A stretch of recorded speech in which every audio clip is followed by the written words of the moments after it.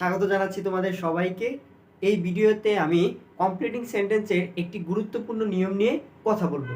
নিয়মটি হলো টু ব্যতীত সকল প্রিপোজিশনের পর ভার্বের সাথে আইএনজি হয়। তাহলে দেখো, যদি টু প্রিপোজিশন থাকে তাহলে সেই টু প্রিপোজিশনের পরে সবসময় ভার্বের বেস ফর্ম হয়। কিন্তু এই টু ছাড়া অন্য কোনো যদি প্রিপোজিশন থাকে এবং তারপরে যদি আমি কোনো ভার্ব আনি তাহলে সেই ভার্বের সাথে অবশ্যই কি তোমাকে আইএনজি যুক্ত করতে হবে। যেমন আমি যদি বলি ইন থাকে, বাই থাকে, ধরো অন থাকে, তাহলে দেখো এই প্রিপোজিশন থাকতে পারে উইথ, উইদাউট থাকতে পারে। মূলত এই টু ব্যতীত অন্য কোনো প্রিপোজিশনের পর যদি তুমি কখনো ভার্ব বসাও সেই ভার্বের সাথে অবশ্যই তোমাকে আইএনজি যুক্ত করতে হবে।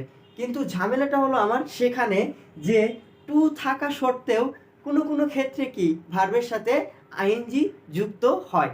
এখন সেখান থেকেই আমাদের কমপ্লিটিং সেন্টেন্সে প্রশ্ন হয়ে থাকে। উইথ এ ভিউ টু, যদি উইথ এ ভিউ টু এই ফ্রেজটি থাকে তাহলে এই ফ্রেজের পরে অবশ্যই ভার্বের সাথে কি হবে বলো তো? আইএনজি হবে। এরপরে আসো লুক ফরওয়ার্ড টু। দেখো এখানে টু আছে, মূলত টু এর পরে কি ভার্বের বেস ফর্ম হওয়ার কথা, আইএনজি হওয়ার কথা না, কিন্তু এই লুক ফরওয়ার্ড টু থাকলে সেখানে ভার্বের সাথে কি হবে বলো তো? আইএনজি যুক্ত হবে। এরপরে আসো be used to. Be used to যদি থাকে এরপরেও কি ভার্বের সাথে আইএনজি যুক্ত হবে। বি ইউজ টু মানে কি? এই বি এর মাঝখানে কি কি আছে বলো তো? অ্যাম, ইজ, আর, ওয়াজ, ওয়ার। তাহলে দেখো এই ইউজ টুর পূর্বে যদি অ্যাম, ইজ, আর, ওয়াজ, ওয়ার থাকে তাহলে টু এর পরে কি ভার্বের সাথে আইএনজি যুক্ত হবে। এরপরে আসো গেট ইউজ টু। যদি ইউজ টুর আগে গেট ভার্বটা থাকে তাহলে সেখানে কি টু এর পরে ভার্বের সাথে আইএনজি যুক্ত হবে। এরপরে আসো এডিক্টেড টু যদি থাকে তাহলেও কি ভার্বের সাথে আইএনজি হবে। এরপরে আসো কাউন্ট হেল্প। যদি কাউন্ট হেল্প থাকে তাহলেও কি ভার্বের সাথে আইএনজি যুক্ত হবে। তাহলে দেখো প্রিফার টু যদি থাকে তাহলে ভার্বের সাথে আইএনজি হবে। Would you mind, would you mind এরপরেও যদি কোনো ভার্ব আনি তাহলে ভার্বের সাথে কি আইএনজি যুক্ত হবে। তাহলে এই সবটি নিয়মের বিগত সালের যে উদাহরণগুলো আসছে সেগুলো নিয়ে এখন আলোচনা করব। উদাহরণটা দেখো, I am an early raiser, মানে আমি খুব সকালে ঘুম থেকে উঠি। আই অ্যাম ইউজ টু, এখন এই ইউজ টু মূলত অতীতকালের কোনো অভ্যাসকে বোঝাবে। এখন এই ইউজ টুর পূর্বে যদি বি ভার্ব থাকে তাহলে এর পরে যে ভার্বটা বসাবো তখন সেই ভার্বের সাথে কি হবে বলতো? আইএনজি হবে। অথবা যদি গ্রেট থাকে তাহলে পরবর্তী ভার্বের সাথে কি হবে? আইএনজি হবে। কিন্তু এই ইউজ টুর পূর্বে যদি বি ভার্ব না থাকে তাহলে কখনোই কি সে ভার্বের সাথে আইএনজি যুক্ত হবে না। তাহলে দেখো আই অ্যাম ইউজ টু আমি দিতে পারি ওয়াকিং ইন দ্য মর্নিং, মানে বলতে পারি I am an early riser, আমি খুব সকালে ঘুম থেকে উঠি। I am used to walking in the morning, মানে আমি সকালে হাঁটতে অভ্যস্ত। এরপরের উদাহরণ দেখো, I have lost my cell phone, আমি আমার মুঠোফোনটি কি হারিয়ে ফেলেছিলাম।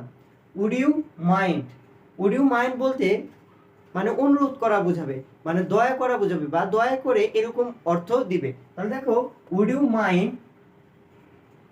দেখো এখানে আমাকে কি এটা কমপ্লিট করতে হবে। Would you mind so that I can talk to my mother, মানে আমার ফোনটা হারিয়ে গেছে, মানে আমি কারোর কাছে কি সাহায্য চাচ্ছি যে আমি আমার মার সাথে যেভাবেই হোক যোগাযোগ যেন করতে পারি। তাহলে আমি এখানে দিতে পারি would you mind giving me your phone. তাহলে দেখো আমি এখানে দিতে পারি উড ইউ মাইন্ড যদি কিছু মনে না করেন, গিভ মি ইউর ফোন মানে আপনার ফোনটা দেন, সো দ্যাট যাতে I can talk to my mother, যাতে কি আমি আমার মার সাথে কি কথা বলতে পারি। পরের উদাহরণটা দেখো, রহিম স্টাডিজ এ লট, মানে রহিম অনেক পড়াশোনা করে উইথ এ ভিউ টু। এখন এই উইথ এ ভিউ টু এটা কোনো কিছুর উদ্দেশ্যে ব্যবহার করা হয়। এখন দেখো তাহলে রহিম কিসের জন্য অনেক পড়াশোনা করে? তাহলে আমরা বলতে পারি সে পরীক্ষায় ভালো ফলাফল পাওয়ার জন্য কি অনেক পড়াশোনা করে। তাহলে আমি এখানে দিতে পারি getting a good result in the examination. আর পরের উদাহরণটা দেখো, I can't help.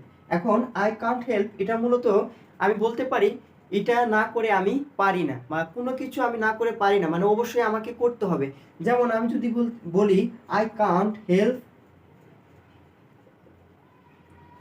Doing the work, তাহলে দেখো I can't help doing the work, তাহলে কাজটি না করে আমি পারি না, তাহলে কাজটি অবশ্যই কি আমাকে করতেই হবে। আশা করি তোমরা সবাই বুঝতে পেরেছো। যদি তোমাদের কোনো সমস্যা থেকে থাকে তাহলে অবশ্যই কি কমেন্ট বক্সে জানাবে।